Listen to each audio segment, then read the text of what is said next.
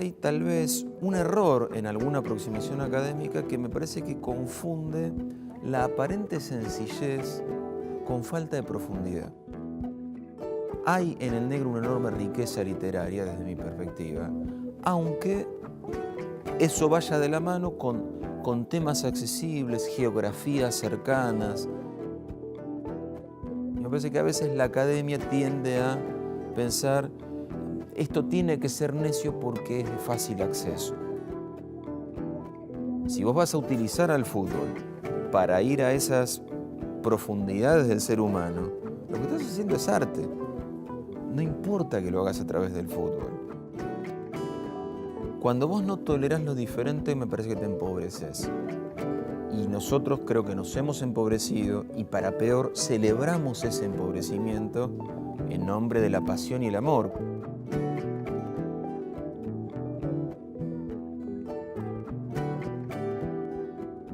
Hola, bienvenidos. Gracias por asistir a la clase, compartirla. Hoy los invito a una clase que, quiero decirlo, no es habitual que lo diga, pero con placer y el honor de recibir a un gran escritor, pero a una clase apasionante de lectura. Calculo que va a ser eso. Les presento a Eduardo Sacheri, bienvenido. Muchas gracias, Carlos. Eduardo, vamos a hablar en particular de un libro que no escribiste. Por suerte para los lectores. Es un libro de Roberto Fontana Rosa, es una selección de sus mejores cuentos de fútbol que edita Planeta, pero dice selección y prólogo de Eduardo Sacheri. Eso sí. Así que más que como escritor de El secreto de sus ojos o de tantas novelas del último premio de Alfaguara, La noche de la usina, te vamos a tener como lector en este caso, por lo menos una parte de la conversación. Sí, sí. Y bueno, ¿y cómo funciona un escritor como lector? Bueno, yo creo que es casi nuestro primer rol el ser lectores. Yo creo que, ¿por qué escribimos? Porque amamos leer. Entonces, que venga Planeta en este caso y te diga de un autor nada menos como Fontana Rosa, mira, Sacheri, léete todos los cuentos de fútbol de Fontana Rosa y elegite los que más te gusten. Y te pagamos por hacerlo, es como el sueño de cualquier lector. Digo, como lectores somos antólogos. Pasa que nuestras antologías no terminan publicadas, ni aparece nuestro nombre en ningún sitio, pero vamos haciendo antologías de los autores que más nos gustan, con sus textos que más nos gustan. Y la verdad que Fontana Rosa, para mí es de los mejores escritores del siglo XX de la Argentina.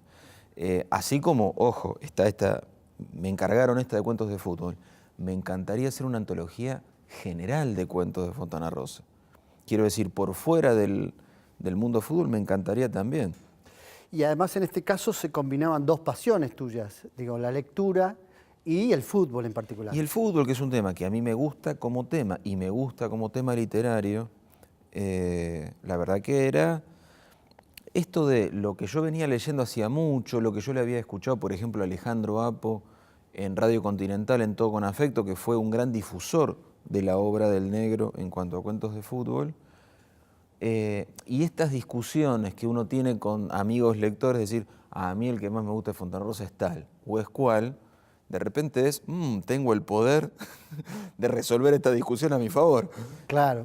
Al nivel de decir, bueno, el que más me gusta a mí es este, y punto. Y este va porque es el que más me gusta a mí. Con la cosa arbitraria que tiene toda antología, con la cosa de placer lector que tiene toda antología, o al menos así decidí encararla yo desde el lado de los que más me gustaran, los más representativos de distintas maneras de escribir, que me parece que el negro tiene todo un abanico de recursos, no es simplemente cuentos de fútbol, no, pero hay perspectivas, hay distintos registros discursivos, hay distintas maneras de entrarle al tema y distintas maneras de salir. Entonces ahí es donde entra, me parece, este rol más serio de mi lado, decir, bueno, a ver, tratemos de mostrar los muchos Fontana Rosa que escribieron de fútbol. Sí, además hay casi ciencia ficción por momentos, fantasía, distintos lenguajes también. Absolutamente. De pronto se pone en el lenguaje de un cronista deportivo de época, de pronto se pone en un en un jugador de barrio, de ligas, con esos lenguajes bien futboleros, ¿no? Sí, y uno podría pensar, y es un ejercicio que hago con frecuencia, preguntarle al que le gusta leer a Fontana Rosa, digo, ¿cuántos cuentos de fútbol tiene el negro? Te tiran cualquier número ridículamente alto en general. Sí, 100 cuentos. No, 150 cuentos de fútbol. No, son 40 los cuentos de fútbol. Son 200 y pico sus cuentos. Pero de fútbol hay, como te digo, unos 40 y pocos cuentos de fútbol. Y es lindísimo desplegarlos y decir, ah, mira, en este y aquel va por el lado de las ligas de pueblo. En estos otros va por el lado del hincha de la platea, porque tiene también esas distinciones. Este y el otro de más allá son bien desde la mirada de un barra brava. Estos otros desde ese relato radial, que es para mí una de las mejores cosas que tiene Fontana Rosa en general, que es el oído privilegiado que tenía. Más allá de ponerlo al servicio del humor, hay un oído ahí para reproducir voces que es impactante. Y ese oído puesto al servicio de esa forma particular del oído que es el relato radial, y el relato futbolero de los 60, de los 70, esa ampulosidad en el adjetivo, esa forma un poco rebuscada del relator de esa época. Es espectacular. ¿Y cómo iniciaste el trabajo? Es decir, te preguntan si querés hacerlo, naturalmente decís que sí. ¿Cómo se hace este trabajo? ¿Volvés a releer todos los cuentos? ¿Y cuál sería con tu oficio de escritor? ¿Y te pones como lector? ¿Haces diferencia? ¿Es una selección, como vos decís, arbitraria? ¿O tenés en cuenta a qué tipo de público va dirigido? Mira, lo que traté de tener en cuenta, más allá de mi gusto lector, fue tratar de hacerlo variado, porque el asunto no es solo con que el lector se encuentre los que más le gustan a Sacheri y punto. Yo creo que donde interviene el hecho de ser uno escritor es, si uno fuera sastre, le mira las costuras a la ropa que los demás tienen puesta. Mi madre siempre me causa gracia a mí, porque como es odontóloga, le mira la boca a todo el mundo. Y está bien, uno desde su oficio mira la realidad. Entonces, a lo mejor en esta selección está un poco lo de dar vuelta a los cuentos del lado de la costura y decir, ah, mira, este está cosido de esta manera, este otro está cosido de tal otra manera, y ofrecer una variedad de, como hablábamos, registros diferentes, perspectivas distintas, algunos cuentos que vayan por el lado de lo fantástico, por el lado de lo realista, por el lado de lo macabro, hay alguno también. Lo que es inevitable es casi, no en todos, pero en casi todos hay una cosa de humor que tiñe en general la obra del negro. Yo creo que lo que el negro busca sobre todo, creo, es que el lector se ríe, se sonríe, entonces juega con el absurdo todo el tiempo. Y además el lector futbolero que se identifique naturalmente, porque a quien le gusta el fútbol no hay en estos cuentos y en todos los cuentos de Fontana Rosa, no hay forma en que no te identifiques con alguno de los protagonistas, o como hincha, o como que viste, por ejemplo, a ese 5 jugador de Peñarol que todos hemos visto, ese jugador uruguayo. Wilmar Everton Cardaña. ¿Ves? Ahí está un tipo que sabe, hay que ponerle a un rústico número 5 de Peñarol, Wilmar Everton Cardaña. No se puede llamar de otro modo. No se puede llamar de otro modo. Se tiene que llamar, y ese es un cuento fantástico. Es fantástico. El modo en que juega con la aparente ternura de ese personaje, claro. El modo en que termina ese cuento. Hay un momento en ese cuento, no lo vamos a contar todo, pero hay un momento en cuando, como lo va definiendo, primero como un jugador aguerrido, importante para el equipo, pero poco a poco que lo vas leyendo, te vas dando cuenta que era un tronco, Cardaña. Que primero, que por su actitud de jugador recio, lo califican el hombre. Y después otro cronista dice el hombre de roble, con lo cual decís ya es de madera. Y al final, pobre Cardaña termina en una situación muy emocional. Muy emocionante, visitando a un niño Que muy le pidió la enfermo pelota. en un Que hospital. además no era un niño tampoco, que era un pequeño delincuente. Bueno, ahí es donde Fontana Rosa, digamos, una de las muchas cosas que tiene, que no te puedes distraer con esto. En el sentido de, donde vos suponés que entendiste definitivamente para dónde va el cuento, resulta que no. Resulta Claro. que el negro te tiene todavía una sorpresa final que te va a terminar sorprendiendo y te va a arrancar la sonrisa, porque claro, el humor también necesita la sorpresa. En eso es como el mundo del policial. Si vos te anticipás, vos lector, te anticipás a lo que va a pasar, ya no te causa lo mismo. Si vos sabés lo que va a suceder, así como el policial no te entusiasma, el humor no te hace sonreír. Y el negro siempre consigue que vos digas, puede pasar A, B o C. Era J. Y vos no la viste venir, pero cuando lees la J, decís, claro, es mejor lo que encontré. Bueno, eso te pasa todo el tiempo con esos cuentos. Ujú.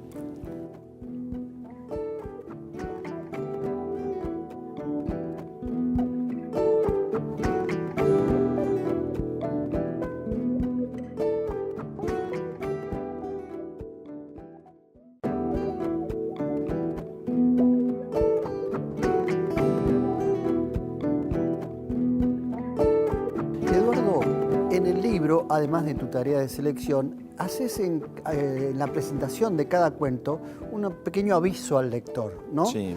Una pequeña explicación de por qué lo elegiste, entre tantos que había, por qué elegiste particularmente eso. Sí. ¿Sabes qué? No estaba eso pensado al principio. De hecho, no había yo publicado nunca, no había sido antólogo de ningún otro autor.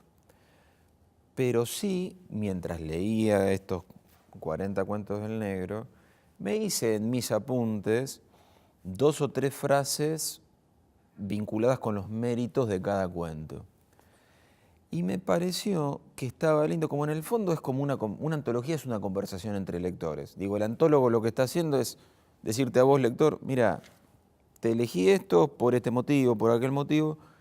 Me pareció que era como si yo te invitara a mi casa a elegir algún libro de la biblioteca y te digo, mira, Carlos, llévate este por tal y tal motivo. ¿Qué es lo que uno hace con los amigos cuando le va a prestar un libro? Y me gustó eso de decir, bueno, ya que lo tengo pensado, le explico al lector por qué elegí cada uno, qué tiene de especial para mí este cuento. No sé, me pareció que... ¿Vos los habías leído alguno de esos cuentos antes de hacer esta selección? Yo creo que los había leído todos, porque había leído mucho Fontana Rosa. No hacía tanto que lo había leído, te confieso, porque si bien a mí me gusta escribir sobre fútbol, había empezado a leer a Fontana Rosa y a Soriano en sus cuentos cuando mis propios cuentos de fútbol se empezaron a ser un poco conocidos. Viste que a veces te pasa que estás charlando en una entrevista, o así te dicen, ¿leíste a fulano, leíste a Mengano? Y suponete, yo del negro tenía muy leído su humor gráfico, pero no tenía leído sus cuentos. Entonces ahí empecé a decir, bueno, a ver, esta otra faceta de Fontana Rosa, y ahí fue cuando dije, mira cómo escribe este tipo, cómo escribe cuentos este tipo. Yo no lo tenía, pero sí para el momento de la antología los había leído todos. Sí, y además quiero referirme también al prólogo, no dejar pasar, que escribiste el prólogo del libro, en el que contás no solo cómo leías a Fontana Rosa, lo que pensabas de él como escritor, sino una anécdota muy particular. Sí, digamos, se titula La vez que pude haber charlado con Fontana Rosa y no lo hice. Entre paréntesis, qué estúpido soy, finalizaría la anécdota. Feria del Libro 2002, 2003, Feria del Libro de Buenos Aires. Yo estaba ya en mi rol de escritor principiante y escucho por los parlantes de la feria que está el negro Fontana Rosa firmando ejemplares. Y yo digo, lo quiero conocer.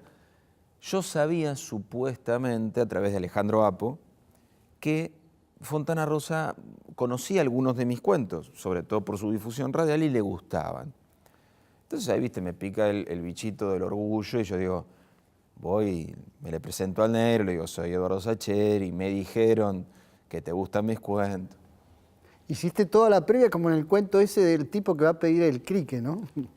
Más o Más o menos. menos. Más o menos. Entonces, me voy hasta el stand de La Flor, veo una cola de unas cuantas personas, como es lógico en el caso del negro, me compro un libro, porque bueno, me pongo ahí en mi lugar en la cola y a medida que van transcurriendo el tiempo, mi osadía empieza a menguar.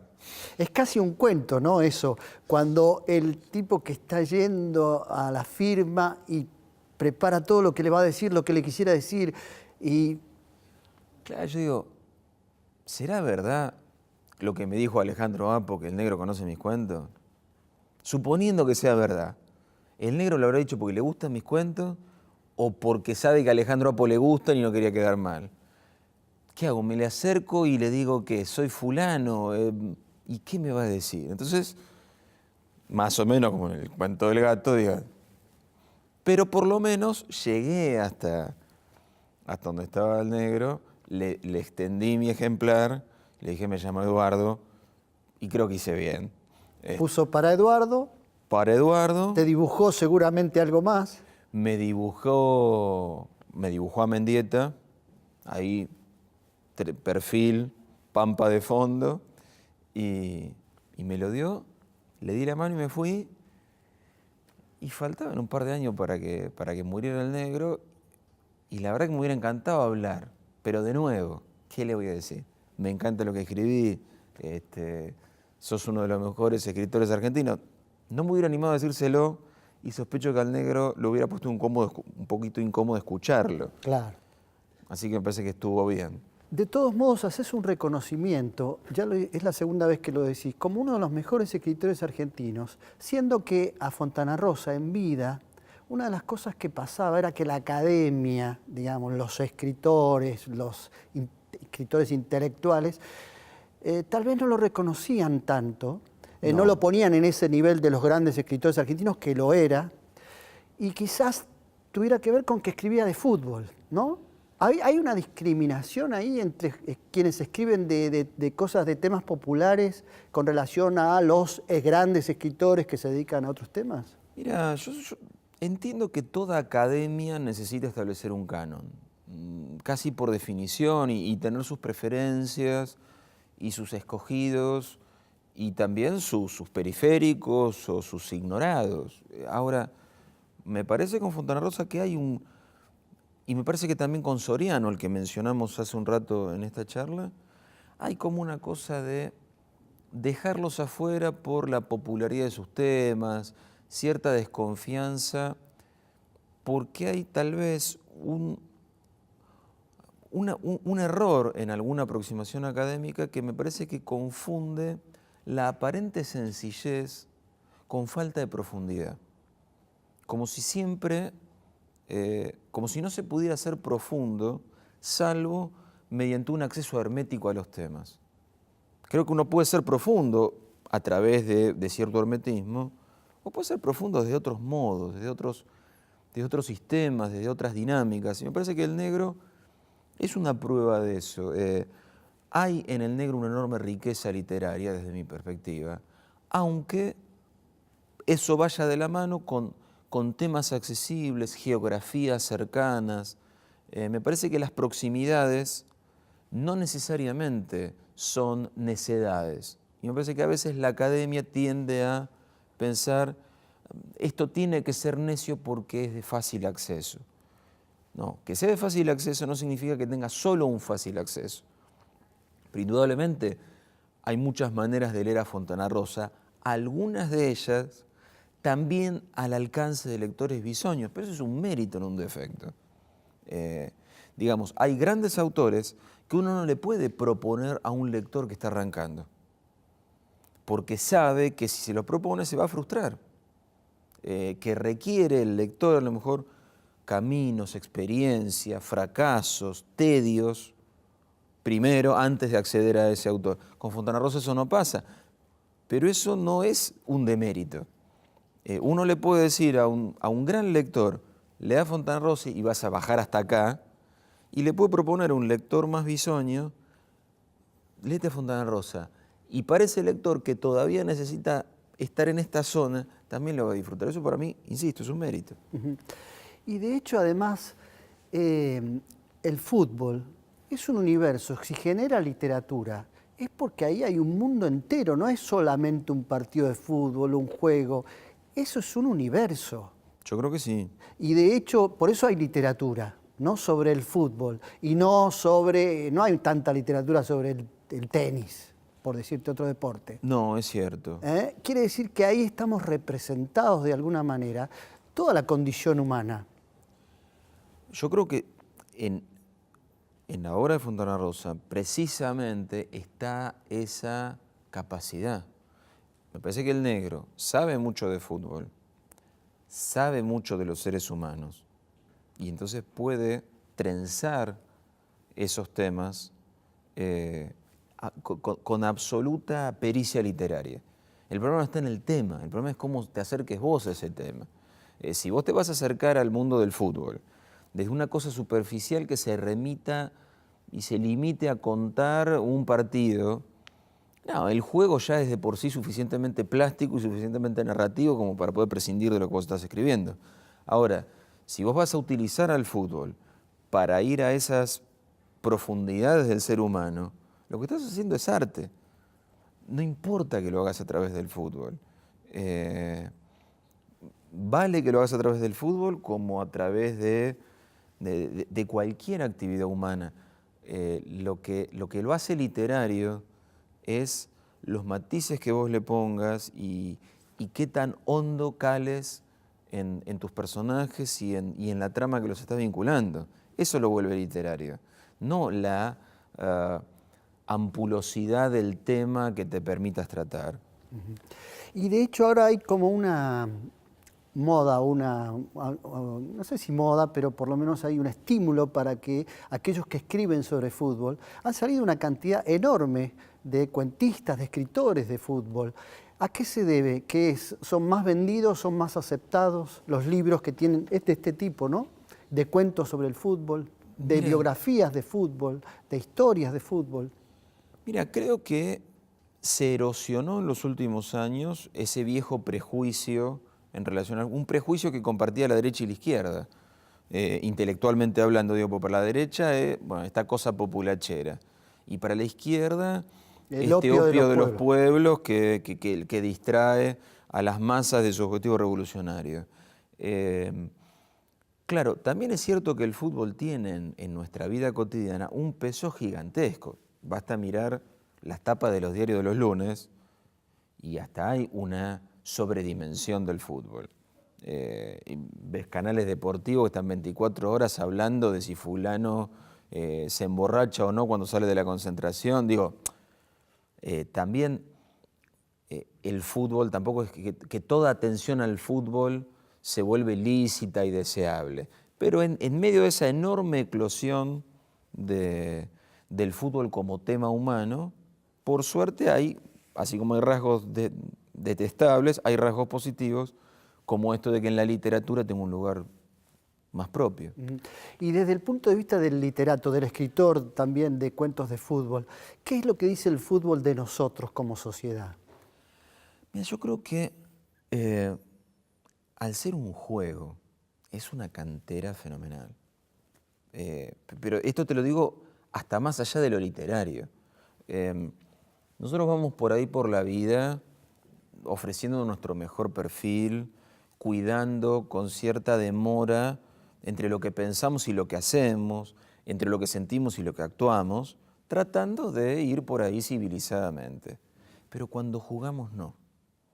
Cuando jugamos, la vida pasa a ser el juego.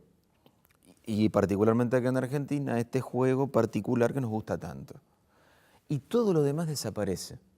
Entonces, la vida se reduce a esas dimensiones del campo de juego y a objetivos tan básicos como ganar y a temores tan limitados como perder. Y la vida y la muerte son nada más que eso. Entonces, despojado de todo lo demás, es muy interesante vernos en esa desnudez. Porque te exhibís, Cuando jugás te exhibís. Entonces literariamente es muy fácil tomar eso. Es muy fácil de aprovechar porque está muy a mano.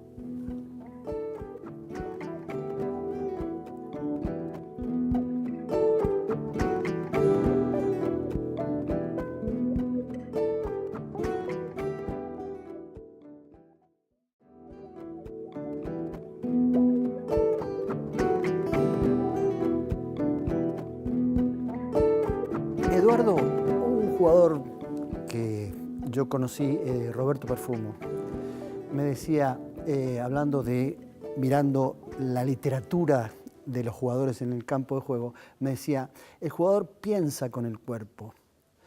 Entonces, no tiene tiempo de elaborar, tiene que reaccionar, el cuerpo reacciona. Entonces, uno puede ver en el campo de juego que los jugadores son, así como son en el campo de juego, son en la vida, ¿no? Eso es una imagen muy literaria también. Sí. Podés ver, me decía, poniendo ejemplos, ves que Bocini juega muy cortito porque es tímido fuera de la cancha. Y cuando ves un audaz que tira pelotazo de 30 a 40 metros, ese tipo afuera también es un audaz. Y cuando ves un jugador que en vez de ir a celebrar un gol con los compañeros, va directo a la tribuna, ese es un egoísta, porque los goles lo hace el equipo, no lo hace un jugador solo. Bueno, a mí me encanta en Messi, entre las muchas cosas que me gustan de Messi, es cómo festeja los goles. Messi, si vos lo mirás, termina de meter un gol, lo primero que hace es darse vuelta a buscar al compañero que le dio la pelota. Lo primero que hace, siempre. Y después recordar a su abuela. Y después de vuelta al mediocampo, acordarse de su abuela. A mí me encanta esa, pero coincido con vos, o con Perfumo, en el sentido de que jugando exhibís cosas muy profundas. A veces son cosas hermosas, o a veces son monstruosidades también que tenemos adentro. Y pasa entre los jugadores profesionales que uno ve a lo mejor por televisión, y pasa también en el potrero con los tipos con los que te toca jugar. El tipo al que le pega la pelota y se va al lateral en un partido sin árbitro. Si el tipo te da la pelota y te dice toma de lateral para vos, tiene una determinada índole como persona. Y si el tipo saca, fingiendo que la pelota se te fue a vos, tiene otra. Y a mí me gusta conocer a unos y a otros, y en general cuando salga de la cancha voy a tratar de cruzarme con uno y no cruzarme con el otro. Precisamente por esta cualidad de franqueza que te impone el juego. Y cuantas menos reglas exteriores como un árbitro hay, mejor. Pues fíjate qué linda muestra de lealtad en un grupo de tipos que se juntan a jugar. Arranca el partido y el partido es desparejo, suponete. Es muy probable que esos tipos detengan el partido y digan, no, pará. Vos pasás para allá y vos pasás para allá porque hay afano. Otros ámbitos en la vida, uno no es capaz de eso. Uno hasta intenta tener afano y mejor si tiene afano y se queda tranquilo con esa superioridad. Pero cuando juega al fútbol, no quiere, porque es más importante divertirse que ganar eventualmente, por lo menos para una parte de los que juegan.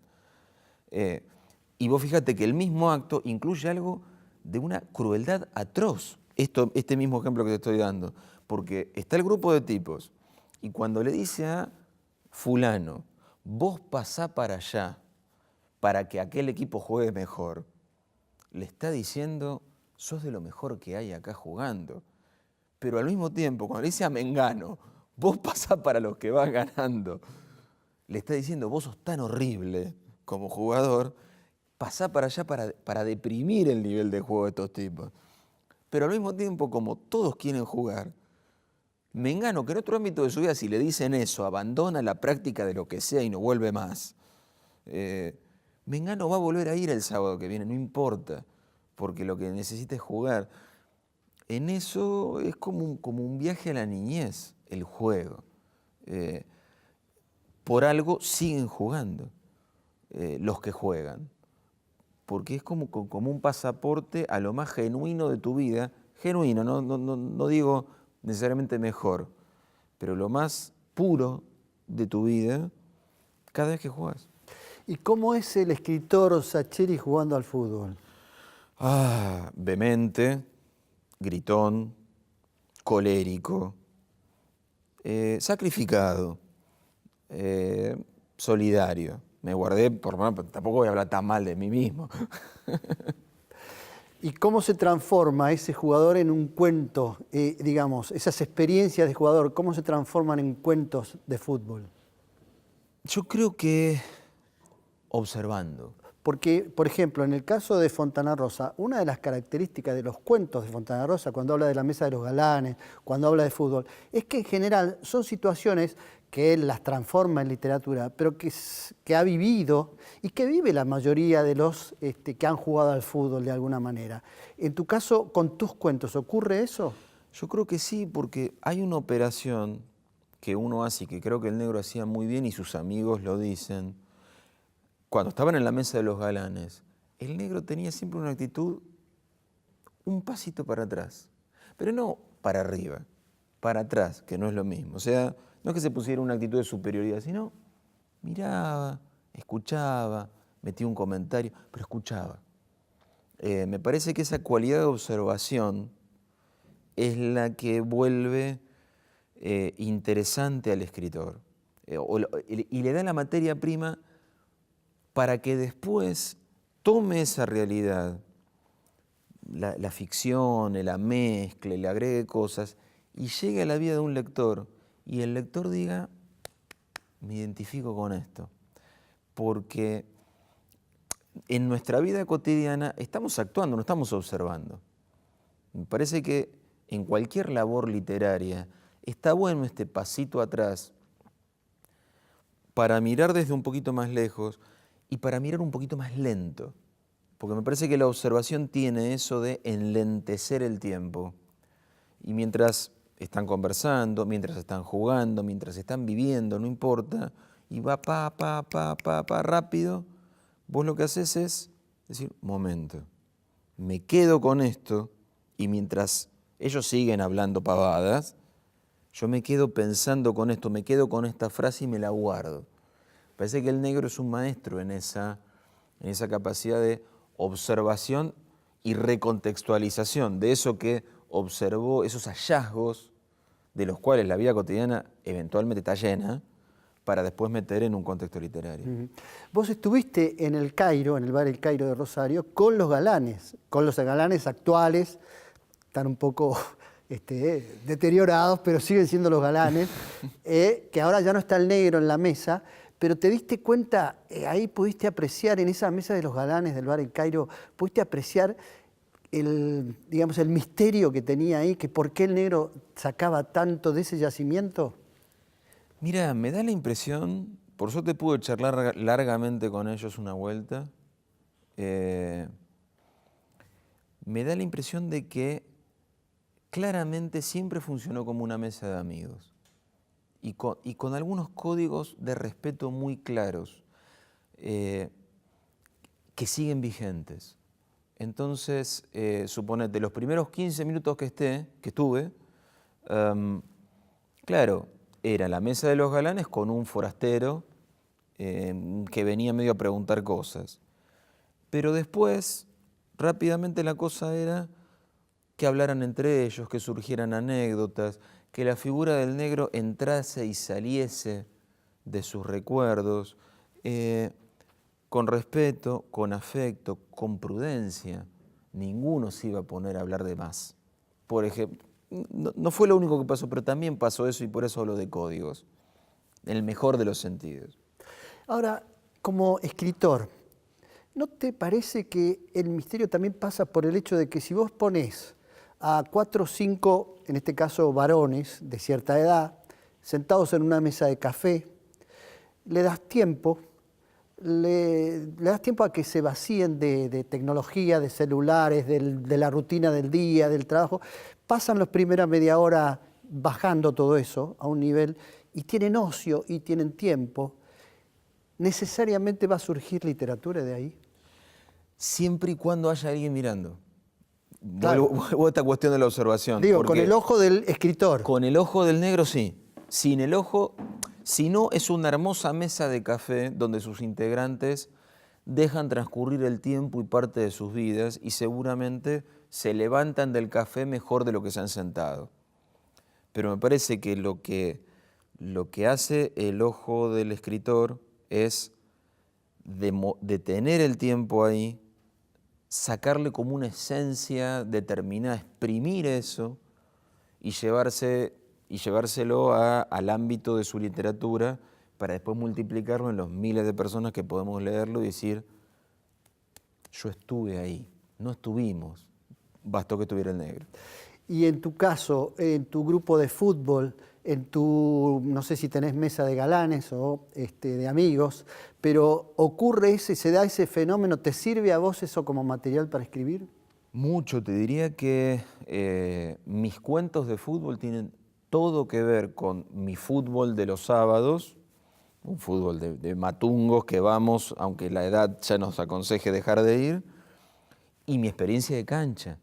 Me encanta ir a la cancha y las cosas que escuchás y las cosas que ves y los sonidos y los olores son claves para poder escribir sobre ese mundo. Siempre las recomendaciones de escritura son complicadas, pero hay una de Hemingway que a mí me gusta mucho, que es una que dice, siempre escribí sobre algo que conozcas. Escribí sobre un mundo que conozcas. Y bueno, el mundo del fútbol para mí es clave, no haberlo conocido, sino seguir frecuentándolo. Me parece que es importantísimo. A propósito de Hemingway, hay una recomendación de Hemingway también que vos no seguís, porque tengo entendido que iniciás un cuento y lo seguís hasta el final, que no podés dejarlo para mañana. Y en el caso de Hemingway siempre decía, guardá algo de jugo para el día siguiente. Bueno, le hago caso en las novelas. Ah. Los cuentos suelo escribirlos de un tirón, pero las novelas, que no habría modo, sí conservo esa recomendación de Hemingway de dejar algo para arrancar mañana, que no siempre pasa. A veces, pero no porque uno agote todo, sino porque a lo mejor pasa muchos días donde está en medio de un páramo de sequía y dice, bueno, a ver, ¿cuándo me va a caer una gota de agua como para empezar a escribir, ¿no? Uh-huh. ¿Y cómo te funciona ahí las lecciones del fútbol para la escritura? Digo, porque el fútbol da lecciones de vida también, ¿no? Quizás sea uno de los secretos de por qué apasiona tanto el juego. Mira, yo te puedo decir, el fútbol me enseñó a perder. Lo que más me enseñó el fútbol es a tolerar perder. Perder de todo. Lo cual también, de otra manera, me enseñó a aceptar la frustración. Y creo que como escritor, aceptar la frustración es no solo como escritor, pero también como escritor, no perderte en la frustración, no hundirte en la frustración y decir, bueno, hoy me tocó perder, mañana veremos, mañana será otro día. Bueno, ya me siento Scarlett O'Hara con lo de mañana será otro día, pero creo que el fútbol te enseña eso. Que nada es tan ni tan, porque mañana hay que jugar de nuevo, por suerte.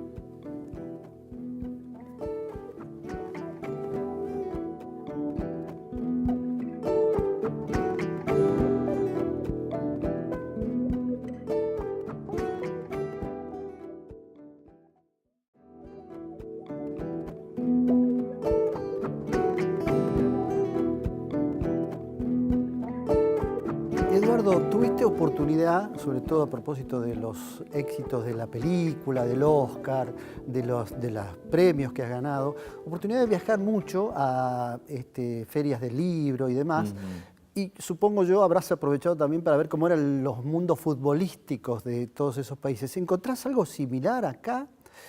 A lo que nos pasa a nosotros, a la pasión que desata el fútbol acá, que de hecho además atenta contra el propio juego, ¿no? Las barras bravas, la violencia. Mira, me ha pasado de, por un lado, advertir lo muy conocido que es el fútbol argentino.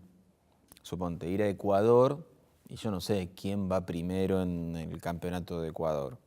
Y sin embargo, que futboleros ecuatorianos te digan, en Argentina pasa esto y aquello, y con Independiente, que es mi club, está... O sea, el fútbol argentino tiene una presencia muy notoria fuera de la Argentina, no solo por los jugadores que están jugando afuera, sino el propio fútbol argentino. Producto de su historia, quizás. Yo creo que sí, que uno, claro, desde acá no percibe el peso que el fútbol argentino tiene fuera de Argentina. Y también esta cosa de la pasión que vos mencionabas y su contracara negativa, su contracara oscura, porque algo que a mí me llama mucho la atención, suponete, de ir a estadios fuera de la Argentina, es que hay un nivel de convivencia bastante más marcado. Esto de que, para empezar, que haya hinchas de los dos clubes, cosa Sí. que nosotros hemos perdido ya. Y no solo en distintas tribunas, sino compartiendo tribunas y plateas. Sí, y compartiendo las adyacencias del estadio y compartiendo el transporte público, que primero, viste, uno con sus reflejos argentinos se alarma de subirte a un subterráneo y ver de dos equipos españoles, decir, uy, estaban los del Real Madrid y se subieron los del Rayo Vallecano, porque van a jugar ahora acá. Y vos decís, no pasa nada. Me pasó de estar en Madrid, en la propia ciudad de Madrid, después de la final de Champions entre el Real Madrid y el Atlético de Madrid. No se había jugado allí, pero claro, la mayoría de los hinchas estaban en Madrid. Los del Madrid festejando y los del Atlético penando su derrota, y no pasaba nada. Y no había burlas recíprocas y constantes, ni había agresiones. No, obviamente estaban los del Real Madrid muy contentos y los del Atlético de Madrid muy tristes, y punto. Y yo pasaba por el medio sospechando con mis reflejos argentinos de, uy, ¿qué va a pasar acá? Nada va a pasar. Jugaron un partido de fútbol. En ese sentido, me parece que nos hemos, ¿viste cuando ajustás demasiado una tuerca que la rompés? Ahora, creo que la hemos roto. frente a esa situación de violencia, a veces de pasión exagerada en el fútbol argentino, hay un sentimiento ambivalente. Por un lado, hay quien dice, no, esto así no puede seguir, no podemos por un partido de fútbol llegar a tener estas consecuencias. Y hay quien dice, mirando eso de otros países, dice, pero allá son muy fríos, prefiero esto, pero ¿no? Hay también Sí, quienes... Bueno, es que hay un festejo de la pasión, una celebración de la pasión, que a mí me parece excesiva. De hecho, te doy un ejemplo con El secreto de sus ojos, que hay una escena extraordinariamente conocida de la película donde uno de los personajes habla de la pasión y dice uno no puede cambiar de mujer, de Dios, de trabajo, religión, pero no puede cambiar de pasión. Y hay mucha gente que interpreta esa frase en boca de Guillermo Francella como una reivindicación de la pasión. Y cuando yo la escribí y la charlamos con Campanella, no es una reivindicación, es una descripción en todo caso. Uy, mirá qué esclavos somos los seres humanos de lo que nos apasiona. Y de hecho, esa parte futbolera de la parrafada que dice Francella, termina luego de que el personaje hable de su alcoholismo como una pasión atroz, del amor no correspondido que siente el personaje de Darín por el personaje de Soledad Villamil, de la pasión horrible que alberga el asesino por la chica a la que mató, un amor enfermizo, violento, humillante. Y después de hablar de todas esas formas esclavizantes de la pasión, habla de la pasión por el fútbol. Pero digo, la escena intenta complejizar la idea de la pasión y sin embargo se la llevó puesta esta mirada celebratoria que vos referías. ¿Y tenés alguna explicación de por qué somos tan pasionales, sobre todo en relación con el fútbol? Mira, Que después se transmite al resto de la sociedad, al resto de las cosas, pero que pareciera que nace particularmente en esa división River, Boca, Racing, Independiente, o rivales de lo que sea, ¿no? Donde importa más casi que pierda el otro que a que gane nuestro equipo. Mira, yo en un punto tiendo a pensar que algo se rompió en algún momento, porque cuando yo era chico no era así. No. Entonces, no puedo atribuirlo a nuestra índole argentina. Sí, porque si fuéramos así hace 100 años, te diría, bueno, evidentemente somos así. Tiendo a pensar, nos hemos convertido en esto. Yo a veces lo relaciono con que hay ciertas formas de identidad que se erosionaron mucho en las últimas décadas y la identidad futbolera quedó mucho más incólume que otras. No sé, antes vos tenías una identidad profesional, una identidad de barrios, una identidad barrial, una identidad donde tal ciudad se vinculaba mucho con tal empresa o con tal oficio o con tal planta industrial, identidades religiosas, identidades políticas, que fueron, y no digo que esté bien o mal, digo, me parece que se fueron erosionando. La del fútbol no. Entonces, lo que a lo mejor vos antes distribuías y decías, soy esto, soy aquello, soy lo de más allá, y soy de Banfield, perdida esta, te queda ser de Banfield, o de Lanús, para que nadie se nos enoje. Claro, mirá cómo hay que aclarar. ¿Viste? Sí, Sacheri, hablaste de Banfield. Yo te iba a contar una anécdota que si la hago pública ahora, después no puedo pisar mi barrio.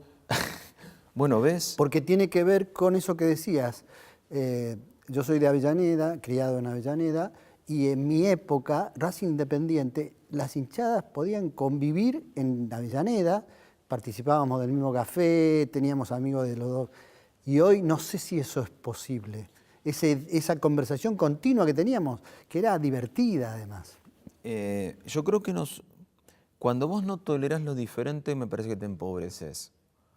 Y nosotros creo que nos hemos empobrecido y para peor celebramos ese empobrecimiento en nombre de la pasión y el amor, cuando en definitiva creo que hemos retrocedido. Pero de hecho también nos sirve para hacer literatura. Y hablando de tolerancia y conocimiento, Fontana Rosa tiene un hermoso libro que no son cuentos, se llama No te vayas campeón, donde Fontana Rosa habla de distintos equipos de fútbol que él vio.